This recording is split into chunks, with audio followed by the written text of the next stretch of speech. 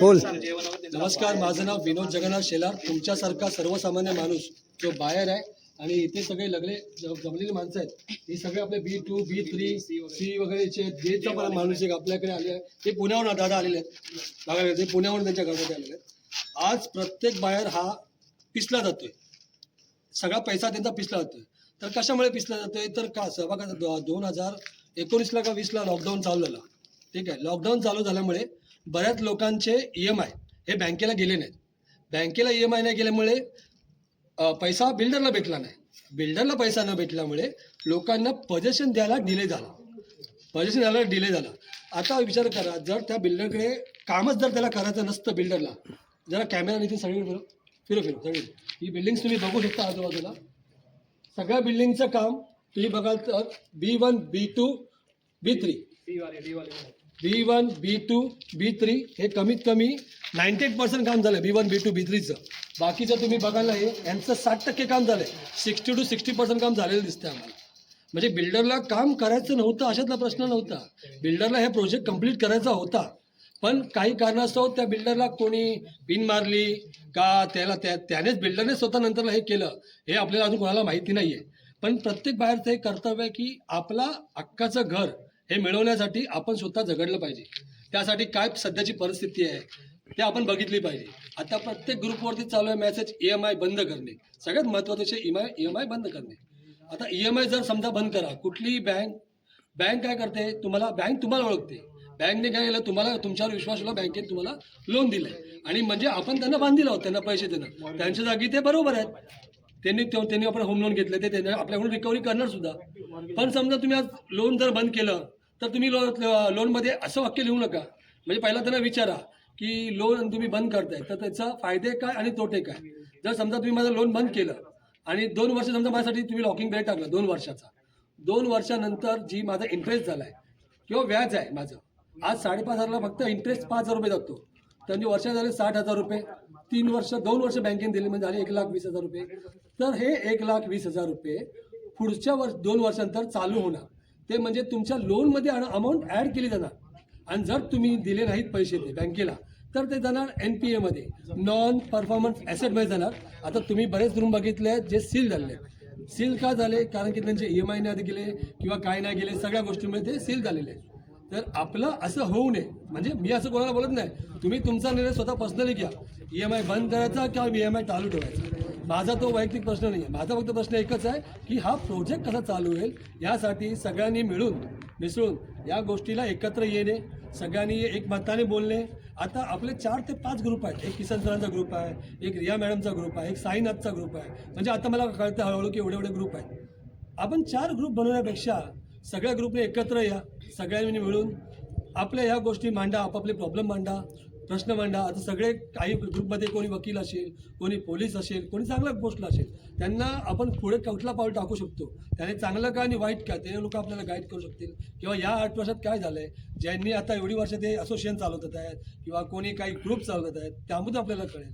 तर मला फक्त एवढंच होतं, ते मला विचार करा, मी फक्त त्या ग्रुपमध्ये विचारलं EMI बंद करण्यावरूनचा प्रश्न. त्या ग्रुपमधून मला रिमूव्ह करण्यात आलं. मला रिमूव्ह केलं याच्याबद्दल मला काहीच वाईट नाही वाटत आहे. केलं तो त्यांचा वैयक्तिक प्रश्न आहे, पण मी सुद्धा एक बाहेर आहे, एक्झर्वेचा बाहेर आहे तुमचा. तर तुम्ही असं का केलं, का रिमूव्ह केलं? जर मी काही चुकीचा प्रश्न विचारला असता तर तुम्ही मला रिमूव्ह करू शकला किंवा शिवीगाळी केली असती किंवा काही बोललो असतो. मी पर्सनली कोणाला इंटेन्शनली काही विचारलं नाही. उलट त्या ग्रुपमध्ये माणसं बोलते पैसे द्या, पैसे घ्या. आत्ताच लोकांनी कोणाला पैसे का द्यावे? पहिला लोकांनी भेटा. आता हे जेवढे जमलेत ना, ते स्वतःच्या पैशाने इकडे आले आहेत, स्वतःच्या पैशाने स्वतःचा नाश्ता केलेला आहे आणि स्वतःच्या पैशाने इथपर्यंत आलेले आहेत. कोणी 1 रुपया एकमेकाला दिला नाही किंवा घेतलेला नाही. जो तो आपापल्या पैशाने येतोय आणि तुमच्यापर्यंत माहिती पोहोचवतोय. माझं एवढंच म्हणणं आहे, समजा तो बिल्डर जर बिल्डिंग बांधून द्यायला तयार असेल तर आपले जे मोठमोठी माणसं आहेत, जे ग्रुप आहेत किंवा आपले कियाने साहेब आहेत, त्यांनी त्याच्यावरती मार्ग काढावा की बाबा जर तू इंटरेस्टेड असतील. आता बघा, मध्यंतरी हे टेंडर निघालेले, त्या दोघांची नावं होती, एक बंटी बिल्डर आणि एक्झर्वेचाच बिल्डर दुसरा होता. म्हणजे तो इंटरेस्टेड आहे या बिल्डिंगमध्ये, म्हणजे कुठल्या मार्फत तरी गाव आहे ना, तो माणूस इंटरेस्टेड आहे या गोष्टीला बिल्डिंग करण्यासाठी. मग त्यांना जर यायचं असेल बिल्डिंग बांधण्यासाठी तर सपोर्ट करा. आणि आपलं काम म्हणजे महत्त्वाचं काय, प्रोजेक्ट चालू होणं महत्त्वाचं आहे, प्रत्येकाचं घर मिळणं महत्त्वाचं आहे. कारण की काय होतं आहे, कित्येक जागी बिल्डिंग उभी नाही आहे. पण लोकांचा इंटरेस्ट जातोय. दिवसाला माणसाला 500 रुपये जरी कमवायचे म्हटले ना तर त्याला 24 तास राबवावं लागतं, त्यानंतर त्याला ते 500 रुपये भेटतात. त्या 500 रुपये तो EMI भरणार, आपल्या आईवडिलांना देणार, आपल्या मुलाबाळांचं शिक्षण करणार का काय करणार, हे सगळ्यांनी ठरवावं. पर्सनली तर मी सांगतो की बाबा आपलं नुकसान करू नका. बँकेच्या जागेचं बरोबर आहे, L&T फायनान्स L&T जागेचं बरोबर आहे, एक्झर्बिया बिल्डरच्या जागेत त्याचा इगो आउट झाला असणार आहे या गोष्टीमुळे की बाई माझ्यावर केस केली आहे, किंवा तो बँकरप्ट झाला कशामुळे झाला, त्याने हात वर का केले, त्याची कारणं काय आहेत एक्झॅक्टली, हे कोणी आपल्याला सांगितलं आहे का काय झालं एक्झॅक्टली प्रॉब्लेम, हे सगळं बघितलं पाहिजे. हे आम्हाला कधी कळणार जेव्हा हे चारही ग्रुप जे बनलेत वेगवेगळे हे सगळे एक ऑफलाईन मीटिंग घ्या. ऑनलाईन मीटिंग कशाला पाहिजे मला सांगा. मला ही गोष्ट माहिती नाही की आपलं हे काय नाव दीप्ती मुंद्रा वगैरे एक ॲडव्होकेट आहेत आणि काय विकास केयानी सर ते एक आपले ॲडव्होकेट आहेत. त्यांची वार्षिक आपल्याकडून काय फीज आहेत का, जर ही फीज आहे त्यांची तर ते लोक आपल्याकडून ते चार्ज करणार आहेत का याची कोणाला कल्पना आहे का. जर आपल्याला ते चार्ज करणार आहे तर ते किती पैसे घेणार आहेत आपल्याला वर्षाला त्याची माहिती काढून घ्या. तर पर पर्सन किती पडू शकतात. उद्या नको असायला 4 आण्याची मुर्गी 12चा मसाला, म्हणजे तुमचे 5 पैशाची वस्तू आहे ती तुम्हाला जाणार आहे 100 रुपयाला. 5 पैशाची वस्तू जाणार 100 रुपयाला तुम्हाला. त्यापेक्षा प्रोजेक्ट कसा चालू होईल यावरती लोकांनी जास्त हे करणं, आपलं लक्ष देणं फार गरजेचं आहे. मी असं कोणाला बोलत नाही की हे कोणाही थ्रू काम होऊ दे, मी काही लीडर वगैरे नाही आहे. हे सर किसन सरांनी काम करू दे, हे रिया बिल्डरच्या माणसाने काम करू दे, हे रिया म्हणून मॅडम आहेत त्यांच्याने काम करू दे, B2चा वेगळा ग्रुप आहे त्यांनी करू दे, कोणीही काम करू दे, फक्त हा प्रोजेक्ट चालू करावा. माझं म्हणणं एवढंच आहे. कोर्ट कचेरा करून 10 वर्ष जर तुम्ही त्यामध्ये घालवलीत तर एका वर्षात 60,000, 10 वर्ष किती झाले, म्हणजे विचार करा एका रूम मागे नाही बोलता तुम्ही इंटरेस्ट देणार 10 वर्षाला 6 लाखापर्यंत इंटरेस्ट देणार. तर असे आपले बायर्स किती आहे इंटू करा, म्हणजे आपण किती लोकांचं नुकसान किती होऊ शकतं. तुम्ही तर गव्हर्नमेंटला स्टॅम्प ड्युटी पण दिली आहे, रजिस्ट्रेशनचे पैसे भरले, सगळं केलेलं आहे. मग आपण एवढं घाबरून का आहोत, आपण सगळे एकत्र का नाही आहोत. 4 वेगळे ग्रुप आपले का पडतात आहे, कारण की आपल्यामध्ये एकता नाही आहे. म्हणजे जो तो आपल्याप्रमाणे चालायला बघतोय, तर तसं न होता सगळ्यांनी एकत्र येणं. ऑफलाईन मीटिंग जर पैसे कोणी घेत असेल, दीप्ती मित्रा असू द्या किंवा विकास केला जर ते पैसे चार्ज करत असतील तर आपल्याला ते लोक मीटिंगला ऑफलाईन करणं त्यांनी गरजेचं आहे त्यांनी आमच्याबरोबर या गोष्टीला. किंवा समजा ते गव्हर्नमेंट थ्रू असतील, असं समजा की दुसरी बाजू आणायची गव्हर्नमेंट थ्रू असतील, बाई बोलतील नाही गव्हर्नमेंट थ्रू आहे, पण ठीक आहे तरी ते आपल्याला बांधील आहेत सगळ्यांना ऑफलाईन येण्यासाठी, ते आपल्यासाठी बांधील येऊ शकतात. आपण ऑफलाईन मीटिंग अरेंज करू शकतो. आपल्या ग्रुपमध्ये एवढी माणसं आहेत, जसे तुम्ही 100 रुपये मध्यंतरी काढले आणि लोकांनी दिले, त्याच्याबद्दल 1,00,000 1,50,000 रुपये तरी जमा झाले असेल. एक ऑफलाईन मीटिंग कुठेही अरेंज होऊ शकते. एका माणसाने 10 रुपये जरी दिले ना या ग्रुपमधल्याने तरी भरपूर पैसा होतो आणि ती ऑफलाईन मीटिंग होईल त्यांची. जर पैसे चार्ज करत असतील ते लोक 48 लाख रुपये 50 लाख रुपये किंवा किती काही चार्ज करत असतील तर आपल्याला सगळ्या बाहेरला ते बर्डन आहे भविष्यात या गोष्टीचं. आपल्याला हे प्रोजेक्ट चालू करणं आहे, त्यासाठी काय काय करता येईल हे मला तेवढे ग्रुपमध्ये जेवढे ॲडमिन आहेत ना आपले, म्हणजे ज्या ग्रुपमध्ये जे ॲडमिन आहेत त्यांना फक्त एवढीच विनंती आहे, तुम्ही सगळ्या जेवढे ग्रुप आहेत 4 एकत्र या. मी तर तुमचं लीडर वगैरे मला बनायचं नाही आहे, तुम्हीच आमचे लीडर व्हा. तुम्ही अध्यक्ष व्हा, कोणी उपाध्यक्ष व्हा, कोणी चिटणीस व्हा, कोणी खजिनदार व्हा, कुठलंही पद घ्या आणि हे काम ऑफलाईन मीटिंगवर आणा. आणि जेणेकरून प्रत्येकाचे प्रश्न हे विकास कॅनेडीवर ठेवले जातील. विकास कॅने साहेब आपल्याला मार्गदर्शन करतील की नाही असं केल्याने आपले हे प्रॉब्लेम्स होतील, कारण की ते खूप शिकलेले माणसं आहेत. विकास कॅने सर हे वकील आहेत, ॲडव्होकेट आहेत, CA आहेत, तर त्यांना आपल्यापेक्षा चांगलं नॉलेज आहे. ते आपल्याला सांगतील तुम्ही ह्या वेने गेलात तर तुम्हाला हे नुकसान होऊ शकतं, तुम्ही एक काम करा ह्या वेने जावा. आपण ह्या वेने गेलो तर बिल्डरकडून आपल्याला हे काम आपल्याला करून घेता येईल किंवा ह्यावरती असा मार्ग आहे की नाही ते तरी बघूया आपण. मग जर होतच नसेल मग ते देवाच्या शिवाय, पण जर ते काम देवाच्या कृपेने 1% जर होत असेल तर सगळ्यांचं आयुष्य बदलून जाईल आणि सगळ्यांचा पैसा वाचेल. बाकी आपल्या तुम्ही कोणाला काय बोलायचं असेल तर बोलू शकता. एकत्र येणे तुम्ही विषयाचं बोला. या आपल्या ताई आहेत, ताई 2 शब्द फक्त बोला. तुम्ही काय ग्रस्त आहात, म्हणजे तुम्ही किती पीडित आहात स्वतः. ताई आहेत ह्या आपल्या, ह्याच्या अगोदर पण एक ताई आलेल्या, त्या कारणास्तव काही येऊ नाही शकल्या, त्यांनी आम्ही सांगितलं त्यांनी.